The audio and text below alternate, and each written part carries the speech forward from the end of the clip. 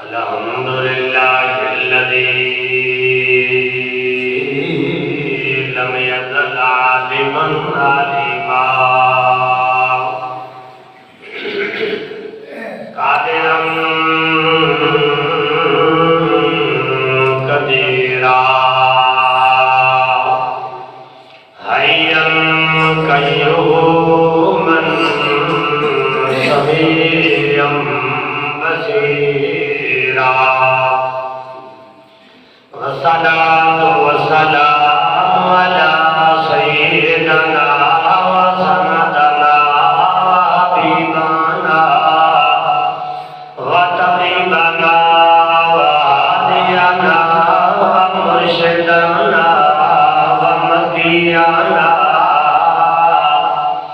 ومدنينا وربينا وقريشينا سيدنا ومولانا محمدا عبده ورسوله أما بعد فأعوذ بالله من الشيطان الرجيم بسم الله الرحمن الرحيم سبحان الذي يسرى بعبده ليلا من المسجد الحرام إلى المسجد الأقصى الذي باركنا حوله لنريه من آياتنا إنه هو السميع البصير آمنت بالله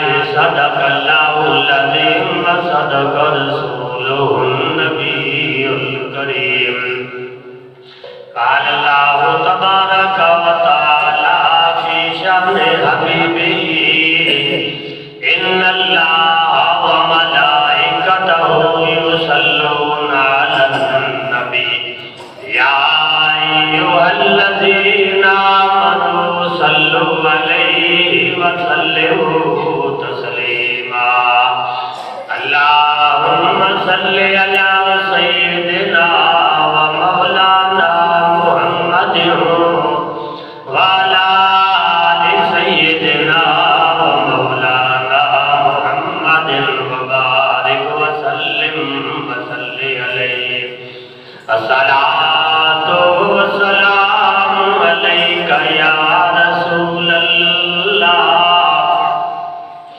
الصلاة والسلام عليك يا حبيب الله الصلاة والسلام عليك يا رحمة للعالمين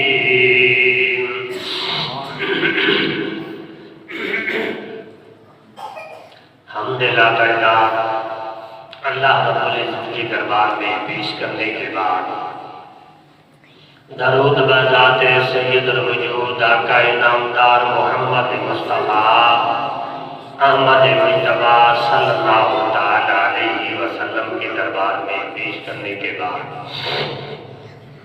اللہ رب العزت کی پاک کلام میں سے آیات مبارکہ تلاوت کی ہے۔ اس آیات میں اللہ رب العزت نے پیارے محبوب صلی اللہ تعالی علیہ وسلم کے معراج کا ذکر فرمایا ہے۔ کافی جمعے ہو گئے معراج کا ذکر ہو رہا ہے، تو میرے آقا نے فرمایا کہ معراج کی رات میں نے کچھ لوگوں کو دیکھا کہ جن کو جس وجہ سے عذاب ہو رہا ہے اس گناہ کی وجہ سے، تو میں نے آ کر اپنی امت کو بتلایا کہ اے میری امت سے تم بھی اس گناہ سے بچ جاؤ ورنہ تم اس عذاب سے بچ نہیں سکو گے۔ میرے آقا نے فرمایا کہ ایک قوم کو دیکھا میں نے لکڑیوں پہ گھنٹی رکھی ہے، جب وہ اٹھاتے ہیں اٹھا نہیں سکتے پھر گر پڑتے ہیں، اسی طرح وہ بار بار اس کو اٹھاتے ہیں، اٹھانے کے بعد وہ اٹھا نہیں سکتے پھر گر پڑتی ہے۔ میں نے پوچھا کہ جبرائیل کہ یہ لوگ یہ لکڑیاں اٹھانے کی کوشش کرتے ہیں، نہیں اٹھاتے تو فرشتے ڈنڈے ڈنڈے مارتے ہیں وہ اٹھا نہیں سکتے، گر پڑتے ہیں، ان کی کیا وجہ ہے کہ یا رسول اللہ صلی اللہ علیہ وسلم یہ لوگ دنیا کے اندر جو رہتے تھے حریص لوگ تھے، یعنی کچھ ان کے پاس مال تھا اور اس کے بعد جمع کر لیں، اور کچھ آیا تو اور جمع کر لیں، یعنی یتیم کا مال آیا تو ہڑپ کر لیا، رشوت اور سود کا آیا تو ہڑپ کر لیا، جس طرح کا بھی مال آیا سارا کا سارا ہڑپ کر لیا۔ اس لیے وہ حرص کرتے جاتے تھے، حریص لوگوں کو اوپر یہ عذاب اللہ نے مقرر کیا ہے، قیامت تک ان کو عذاب ملتا ہی رہے گا۔ میرے آقا نے فرمایا کہ اس دنیا سے محبت نہ کرو، کیونکہ یہ دنیا تمہاری کامیابی کے لیے نہیں ہے، یہ دنیا ہمیشہ کے لیے نہیں ہے، یہ کچھ دن کے لیے ہے، اس کے بعد تم اس دنیا سے چلے جاؤ گے، جو کچھ تم کما کے جمع کر کے جاؤ گے وہ تمہارے لیے عذاب بنے گا۔ میرے آقا نے فرمایا جو لوگ دنیا کے اندر مال دولت اور زر جو ہے اکٹھا کر کے جاتے ہیں، قیامت والے دن اللہ رب العزت اس کو جہنم کی آگ سے گرم کر کے اس کے گلے کے اندر ہار کی طرح ڈالے جائے گا، اور وہی دنیا اس کو کہے گی، وہی زر اس کو کہے گی کہ میں وہی زر ہوں، وہی تیری جائیداد ہوں کہ تو جو جمع کر کے آیا تھا نہ تیرے کام آئی تھی، اب تیرے لیے یہ عذاب بنتی ہے۔ اس لیے اللہ والوں کے پاس کچھ پیسے آ جاتے تو رات کو نیند نہیں آتی تھی کہ اگر یہ رات کو خرچ نہ کیا تو شاید رات مر جائیں، اس کا حساب کیسے دیں؟ تو اس لیے میرے آقا نے فرمایا یہ حریص لوگوں کا کام ہے جو دنیا کے اندر مال جمع کرنا اور حرص کے پیچھے پڑے ہیں، قیامت والے دن ان کے لیے یہی عذاب ہوگا، لکڑیاں اٹھائیں گے، اٹھا نہیں سکیں گے تو فرشتے مارتے رہیں گے۔ اللہ سے یہ دعا کرو مولا کہ کسی کے سامنے ہاتھ پھیلانے والا ہمیں نہ بنا بلکہ ہمیں دینے والا بنا، اپنے در کا محتاج کر اور کسی کا نہ کر۔ اتنا مالک انسان کو دیتا ہی رہتا ہے، وہ کہے کہ مال جمع ہو جائے اتنا جمع نہیں ہو۔ تو میرے آقا نے فرمایا حریص لوگوں کو میں نے دیکھا کہ وہ حرص کرنے والوں کے اوپر یہ عذاب ہو رہا تھا، اور میں نے کچھ قوم کو دیکھا جن کا نیچے والا ہونٹ اتنا لٹکا ہوا ہے کہ پاؤں کے اوپر پڑا ہے، اور اوپر والا ہونٹ یعنی اوپر سے آ کر پچھلی طرف سے پڑا ہے، اور منہ سے گندگی نکل رہی ہے، تو ان کو یہ عذاب دیا جا رہا ہے، ان کے سامنے اچھی چیز رکھی ہے وہ نہیں کھا سکتے، وہی گندگی جو ہے وہی کھلے جا رہے ہیں۔ میں نے پوچھا کہ جبرائیل ان لوگوں کے اتنے بڑے بڑے ہونٹ اور ان کے منہ کے اندر گندگی اور پیٹ کے اندر جا رہی ہے، یہ عذاب ان کو کیوں دیا جا رہا ہے؟ جبرائیل علیہ السلام نے عرض کی کہ یا رسول اللہ آپ کی امت میں سے وہ لوگ جو نشہ کرنے والے، نشہ والی چیز کھایا کرتے، شراب پیتے ہیں، حفیظ کھاتے ہیں، یعنی اور بھی کوئی چیز نشے والی جو ہے وہ کرتے ہیں، یہ ان لوگوں کا حال ہے۔ دنیا کے اندر ہم نشہ کرتے ہیں وقتی طور پہ، یعنی چند جب تک خون ہے اس کے جسم کے اندر تو وہ سمجھتا ہے کہ مزہ آ رہا ہے، جب یہ خون سوکھ جاتا ہے وہ کسی کام کا نہیں رہتا، حالانکہ ماں باپ بھی اس سے تنگ ہو جاتے ہیں، رشتہ دار بھی اس سے تنگ ہو جاتے ہیں، اللہ کی بھی لعنت برستی ہے، اللہ کے فرشتے بھی لعنت کرتے ہیں۔ میرے آقا نے فرمایا کہ شراب پینے والا قیامت والے دن ان کے ساتھ یہی حشر کیا جائے گا۔ ہم یہ سمجھتے ہیں کہ شراب پینے والا گنہگار ہے، شراب پینے والا گنہگار ہے، جو بناتا ہے وہ بھی اسی طرح گنہگار ہے۔ میرے آقا نے فرمایا کہ شراب کے کاروبار کرنے والا پینے والے جتنا مجرم ہے، اور شراب کی یعنی کمائی کے لکھائی کرنے والا جو منشی جس کو کہا جاتا ہے، وہ منشی بن کے بیٹھا ہے، شراب کے پیسے لکھتا ہے اور بیچتا ہے۔ فرمایا کہ جتنا پینے والا گنہگار ہے وہ لکھنے والا بھی اتنا گنہگار ہے۔ اور فرمایا جو شراب اٹھا کر لے آتا ہے،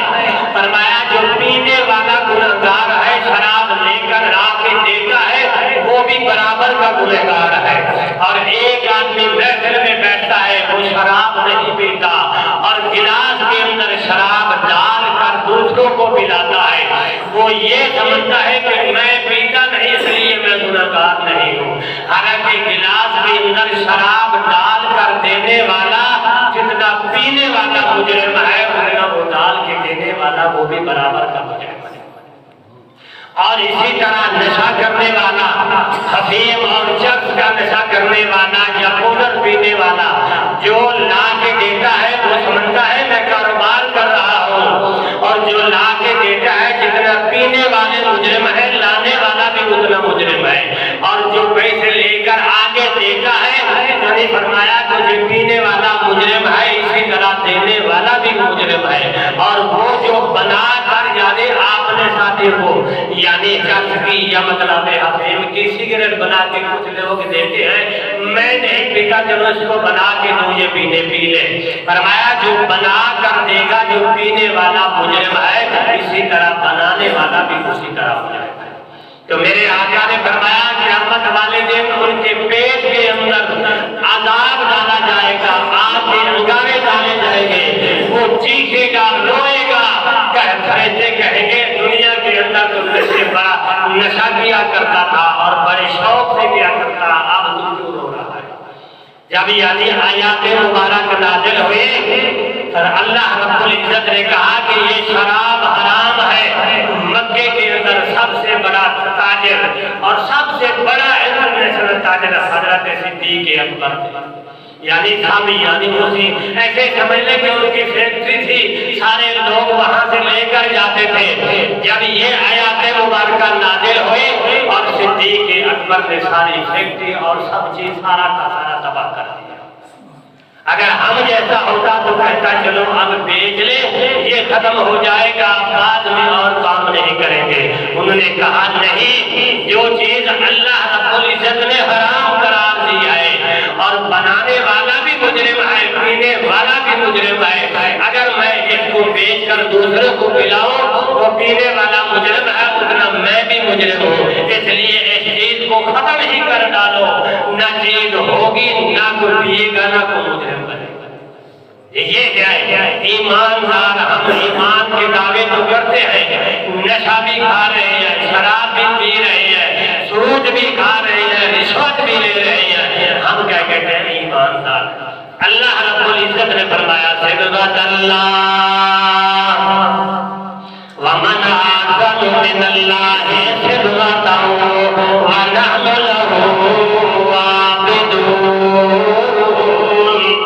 रब के नाथ ने फरमाया कि जिस तरह सिद्दीक़ अकबर ने किया था, उनके दिल के अंदर ईमान रासिख़ हो गया था, अल्लाह रब्बुल इज्जत की रहमत का रंग उनके ऊपर चढ़ गया था, मेरे महबूब की तबलीग का रंग उनके ऊपर चढ़ गया था। सिबगतल्लाहि व मन अहसनु मिनल्लाहि सिबगतन। जिस तरह उनके ऊपर ईमान का रंग चढ़ा था, तुम्हारे अंदर भी इसी तरह ईमान का रंग आ जाए तो फिर तुम ईमानदार बन सकते हो। अगर ये कहो कि हम कारोबार भी शराब का करते रहे, नशे का भी करते रहे और सब चीज का करते रहे, फिर भी हम ईमानदार नहीं, मेरे आका ने फरमाया वो ईमानदार नहीं है। फरमाया कि शराब पीने वाला ईमानदार नहीं होता, शराब बेचने वाला ईमानदार नहीं होता, शराब का कारोबार करने वाला वो ईमानदार नहीं होता। बेशक वो अपने आप को कहता रहे कि मैं ईमानदार हूँ, क्योंकि लोगों की जान के ऊपर वो जुल्म कर रहा है। जिस चीज को अल्लाह रब्बुल इज्जत ने हराम करार दिया, वो लोगों के दिल के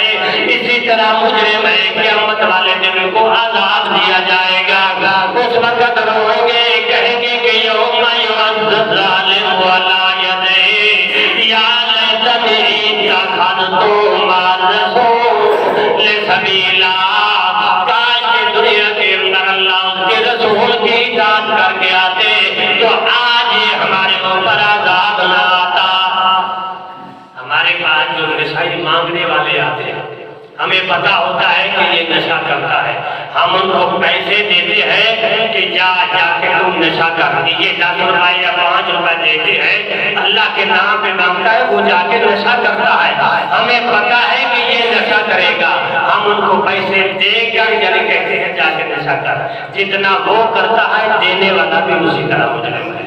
ہاں ایک غریب ہے، پتا ہے، اس کی خبر ہے کہ یہ نشہ نہیں کرتا، یہ غریب آدمی ہے، اس کی جتنی امداد کرو گے آپ کو ثواب ملے گا۔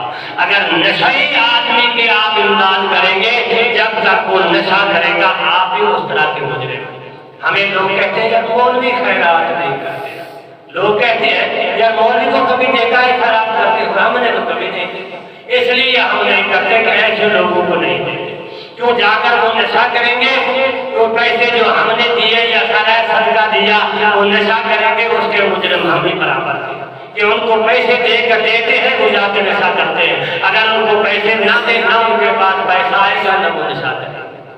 یہ دیتے ہیں ہم کو جا کے ہر کسی کو پتا ہے یہ نشہ ہی ہے، جا کے نشہ کرے گا تو صاف ظاہر ہے کہ ہم ان کے مجرم ہیں۔ اگر آپ یعنی اس چیز سے بچنا چاہتے ہو تو کبھی نشے والے کو بے شک کہ اللہ کا نام بھی کیوں نہ لے نہ، تو آپ کو پتا ہے کہ یہ ہاں اگر دیکھو مثال ہے، اگر میں نیکی کا مثال کے طور پہ نماز پڑھنے آیا ہوں، نماز پڑھنے سے پہلے میں مسجد کے دروازے سے جھوٹ بول کر آؤں، مجھے اس نماز کا ثواب ملے گا؟ ہرگز ملے گا۔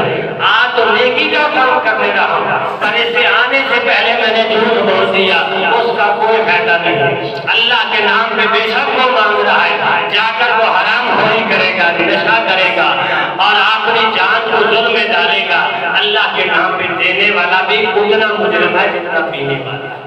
ہاں اس کی امداد کرو جو غریب اور مسکین اور بیوہ ہو، یا وہ یعنی کما نہیں سکتا، بیمار ہو، نشہ نہیں کرتا، آپ اس کو جتنا دیتے جائیں گے آپ کو ایک ایک پیسے کے بدلے اللہ رب العزت تمہیں ہزاروں کا ثواب عطا کرے۔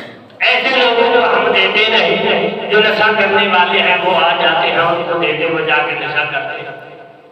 تو اس لیے میرے آقا نے فرمایا کہ معراج کی رات میں نے ایسے لوگوں کو دیکھا کہ جن کا نیچے والا ہونٹ پاؤں پہ لٹک رہا تھا اور اوپر والا ہونٹ پچھلی طرف سے لٹک کے پاؤں کی طرف آ رہا تھا، منہ سے گندگی نکل رہی تھی اور بدبو ہو رہی تھی اور گندی چیزوں کو کھلائی جا رہی تھی، نہیں کھاتے تو فرشتے ڈنڈے مار کے کھلاتے ہیں، کہتے ہیں کہ دنیا کے اندر تم بڑے شوق سے نشہ کیا کرتے تھے، اب یہ بھی کھاؤ تمہارے لیے یہ عذاب ہے۔ جب پیٹ کے اندر جاتے ہیں تو اندر کی سب چیز باہر نکل آتی ہے، پھر اسی طرح نکل جاتی ہے تو پھر گرتے ہیں، جب اٹھتے ہیں تو پھر اسی طرح اس چیز کے انسان کی سب چیز صحیح سالم ہو جاتی ہے، پھر اس کو فرشتے کھلاتے ہیں، اندر جا کے جلا کر وہ باہر نکال دیتی ہے۔ اسی طرح بار بار عذاب ہوگا، یہ نہ سمجھے کہ مرنے کے بعد ہمیں کوئی عذاب نہیں ہوگا۔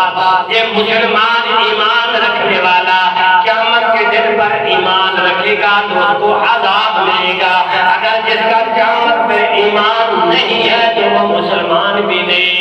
جو اقرار باللسان کے اندر یہ بھی شرط ہے کہ تم نے اقرار کیا ہے، آخرت کے دن میں بھی یقین رکھنا ہے کہ اگر یقین نہیں رکھنا تو اقرار باللسان تمہاری بیکار ہے، وہ تم ایماندار نہیں ہو کہ اس کے اوپر لازمی ایمان رکھنا ہے کہ اب ایمان رکھ لیا تو قیامت والے دن عذاب ملے گا، کہ اگر نہیں رکھے گا تو پھر بھی کافر ہو کر تمہیں عذاب ملے گا۔ میرے آقا نے فرمایا اس گندی بیماری سے بچو، نشے کرنے والے سے ہر آدمی تنگ ہوتا ہے، ماں باپ بھی اس سے تنگ ہوتے ہیں، رشتے دار بھی اس سے تنگ ہوتے ہیں، بھائی بہنیں ہر کوئی اس سے تنگ ہوتے ہیں، اللہ رب العزت کی بھی لعنت آتی ہے اور فرشتے بھی اس کے اوپر لعنت آتے ہیں۔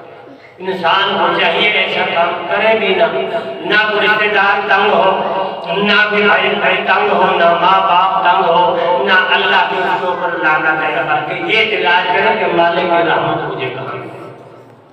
تو میرے آقا نے فرمایا اور لوگوں کو میں نے عذاب دیتے ہوئے دیکھا، پھر آگے چلے گئے بیت المعمور کے اندر۔ بیت المعمور وہ ہے جو کعبہ شریف کے برابر کرایا، جو کعبہ اللہ نے ہمارے لیے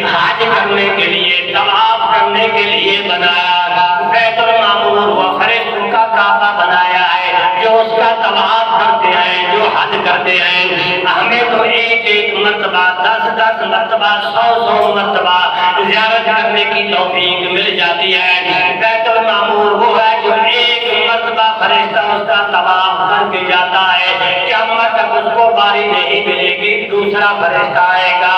اللہ کے فرشتے یہ نور مخلوقات اتنی ہے جن کو دوسری مرتبہ طواف کرنے کا ٹائم نہیں دیا جاتا، کہ جن پہلے کر کے گئے ان کو ملتا جائے گا، اگر تمہیں دے تو بدلے جائیں گے۔ آپ فرماتے ہیں میں بیت المعمور میں گیا، وہاں جا کر میں نے فرشتوں کو نماز پڑھائی، نماز پڑھانے کے بعد پھر میں آگے چلا گیا، اسی طرح جا کر حضرت عیسیٰ علیہ السلام کو ملا۔ آپ حضرت عیسیٰ علیہ السلام بھی بیٹھے ہیں، آپ فرماتے ہیں چھٹے آسمان پر حضرت داؤد علیہ السلام کو جا کر میں ملا۔ حضرت داؤد علیہ السلام سے پوچھا کہ اے داؤد کہ اللہ رب العزت نے تیرے لسان کے اندر اتنی آواز رکھی تھی کہ اگر اس کتاب کی تلاوت کرتا تو پرندے بھی درختوں سے اتر کر آ کر وہ تیری تلاوت سنتے تھے، جہاں پہ تو کلام اللہ پڑھتا تھا، اللہ کی کتاب پڑھتا تھا تو دیواریں بھی جھومتی تھی، اتنی آواز رکھے، اور اللہ رب العزت کا برگزیدہ پیغمبر ہے تو کیا اللہ رب العزت نے تمہیں جنت عطا کی ہے؟ حضرت داؤد علیہ السلام نے عرض کی کہ یا رسول اللہ، اللہ رب العزت نے مجھے جنت نہیں دی، جنت کے ایک طرف سے اللہ رب العزت نے مجھے باغیچہ عطا کیا جو جنت سے باہر ہے۔ فرمایا کہ اے داؤد کہ جنت کیوں نہیں ملی؟ کہ اللہ رب العزت نے فرمایا کہ اے داؤد علیہ السلام اس وقت تک تو جنت میں نہیں جا سکتا جب تک میرے محبوب کی امت جنت میں نہیں جائے گی۔ اللہ کے پیغمبر ہے داؤد علیہ السلام، ابھی جنت میں نہیں گئے، یہ فرمایا کہ میرے محبوب کی امت پہلے جنت میں جائے گی، بعد میں ہو جائے گا۔ اس لیے کہ حضرت عیسیٰ علیہ السلام نے کہا اللہ رب العزت یہ کتاب بھی لے لے، نبوت بھی لے لے، مجھے اس محبوب کا امتی بنا دے۔ رب کائنات نے دعا قبول کر لی، زندہ آسمانوں پہ اٹھا لیا۔ حضرت عیسیٰ علیہ السلام زندہ ہے، قیامت کے قریب نیچے اتریں گے، جب دنیا کے اندر کفر آ جائے گا اس وقت حضرت عیسیٰ علیہ السلام میرے محبوب کا پیغام پہنچائیں گے۔ حضرت موسیٰ کلیم اللہ نے یہ کہا کہ رب کائنات نبوت اور کتاب سب چیز لے لے، مجھے صرف اس محبوب کا امتی بنا دے کہ جس محبوب کے بارے میں تو نے یہ کہا کہ پہلے وہ جنت میں جائیں گے، بعد میں اور نبی اور بعد میں دوسری امتیں جائیں گے۔ جو حضرت داؤد علیہ السلام نے یہ کہا کہ پیارے محبوب کی امت پہلے جنت میں جائے گی، بعد میں دوسرے جائیں گے۔ میرے آقا فرماتے ہیں جب میں جنت میں گیا تو بڑی خوبصورت آواز آ رہی تھی، بڑی خوشبو تھی، جنت سجائی ہوئی تھی۔ میں جنت کی سیر کرتا چلا گیا، ایک جا کے میں نے صندوق دیکھے، اس کے اندر ایک جبہ پڑا تھا، مجھے بہت پسند آیا۔ میں نے عرض کی کہ اللہ تبارک و تعالیٰ کی یہ جبہ مبارک مجھے پسند آ گیا ہے تو مجھے عطا کر دے۔ کہ رب کائنات نے فرمایا محبوب یہ ساری چیز ہے تو تیرے لیے، کیا یہ جبہ میں اپنے لیے اور تیرے سے یعنی اچھا سمجھوں گا؟ فرمایا یہ جبہ تو پہن لے۔ پہننے کے بعد عرض کی کہ رب کائنات کہ اگر میرا دل کرے میرا محبوب یا مجھے چاہنے والا جو مجھے پسند آ جائے اور اس پر میں مہربان ہو جاؤں، یہ جبہ اس کو عطا کر دو۔ رب کائنات نے فرمایا کہ ضرور عطا کرنا، پر میری ایک بات ہے جو تیرے سوال کا جواب اس میرے سوال کے مطابق دیتا جائے، جبہ اس کو عطا کرنا اور کسی کو نہیں دینا۔ جب جبہ لے کر آئے تو میرے آقا نے فرمایا کہ صدیق اکبر یہ جبہ تمہیں دوں تو کیا کرے گا؟ یا رسول اللہ آپ کی امت میں صداقت پھیلاؤں گا، سچائی پھیلاؤں گا۔ فرمایا کہ اس جواب کے مطابق جواب نہیں ہے۔ فرمایا کہ عمر کی اگر یہ جبہ تمہیں دوں گا تو کیا کرے گا؟ یا رسول اللہ آپ کی امت میں عدل پھیلاؤں گا۔ فرمایا کہ عمر تیرا جواب صحیح اچھا ہے، جو اللہ نے میں جیسا جواب دیا اس کے مطابق نہیں ہے۔ فرمایا کہ اے عثمان کہ اگر یہ جبہ میں تمہیں دوں تو کیا کرے گا؟ یا رسول اللہ آپ کی امت کے اندر میں حیا پھیلاؤں گا۔ فرمایا تیرا جواب بھی اچھا ہے پر اس کے خلاف ہے۔ علی کو فرمایا کہ علی کہ اگر یہ جبہ تمہیں میں عطا کروں تو کیا کرے گا؟ فرمایا کہ تیری امت کے اندر میں ولیت پھیلاؤں گا۔ فرمایا علی تیرا جواب بھی اچھا ہے پر اس جواب کے مطابق نہیں ہے۔ وہ جبہ میرے آقا جو جنت میں لے کر آئے تھے وہ کس کو ملا تھا؟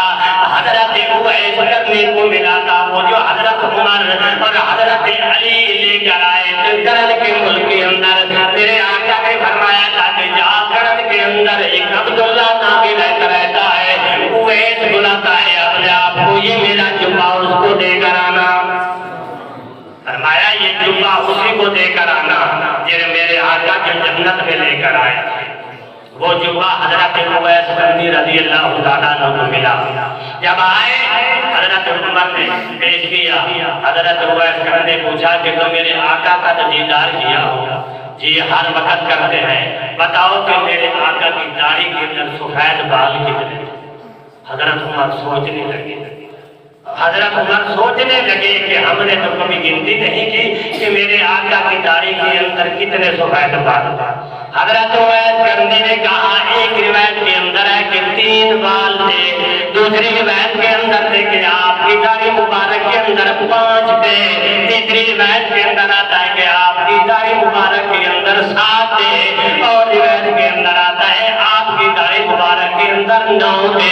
حضرت اویس کرنی نے بتلایا تھا، کہا کہ عمر تم تو زیارت کرتے ہو، میں تو دونوں کبھی زیارت نہیں کی، میرے محبوب کی داڑھی کے اندر اتنے بال سفید ہیں، ان کو ملی کہاں سے؟ ماں سے اجازت مانگی کہ امی مجھے اجازت دے مدینہ پاک میں اپنے محبوب کو مل کر آؤں جس کے لیے میں تڑپ رہا ہوں۔ ماں نے فرمایا بیٹے مسجد میں جانا ہے تو حجرہ شریف میں نہیں جانا، اگر حجرے میں جانا ہے تو مسجد میں نہیں جانا۔ جب حضرت اویس کرنی مدینہ میں پہنچے تو آذان مل رہی تھی، آذان کا وقت ہوا۔ حضرت اویس کرنی نے سوچا کہ اب یعنی آذان ملی ہے، میرا محبوب مسجد میں نماز پڑھنے کے لیے آئے گا، میں زیارت کر لوں گا۔ آپ مسجد میں گئے، میرے آقا نہیں آئے، دوسروں کو کہا کہ نماز پڑھاؤ، مسجد کے دروازے سے باہر نکلا، رونے لگا، جس کی زیارت کے لیے آیا تو وہ زیارت نہیں ہوئی۔ ماں نے وصیت کی ہے، ماں کا نام ماں کی وصیت کو بھی نہیں ٹھکرا سکتا۔ پھر آپ روتے ہوئے واپس چلے گئے، پھر کچھ عرصہ گزر گیا، اماں اجازت دے میں پیارے محبوب کی زیارت کر کے آؤں۔ ماں نے فرمایا بیٹے مسجد میں جانا ہے تو حجرے میں نہیں جانا۔ جب آئے تو فرمایا پہلے مسجد میں گیا تھا اب حجرے میں جاؤں۔ جب وہ حجرے میں گئے تو میرے آقا مسجد میں تشریف فرما دے۔ حضرت اویس کرنی واپس چلے گئے، جانے کے بعد میرے آقا حجرہ میں آئے، آ کر پوچھا ایسا کوئی آیا تھا؟ فرمایا ہاں کہ اونٹوں کو چلانے والا ایک چرواہا آیا تھا، فرمایا وہ میرا چاہنے والا حضرت اویس کرنی تھا، میری زیارت کے لیے آیا تھا، پر ماں کی وصیت پر کر کے عمل کر کے واپس چلا گیا، اس لیے اس کے جواب میرے اللہ کے جواب کے مطابق ہے، اس لیے میں نے یہ جبہ حضرت اویس کرنی کو دیا۔ تو میرے آقا وہ جنت سے جبہ لے کر آئے جو حضرت اویس کرنی رضی اللہ تعالیٰ عنہ ملا۔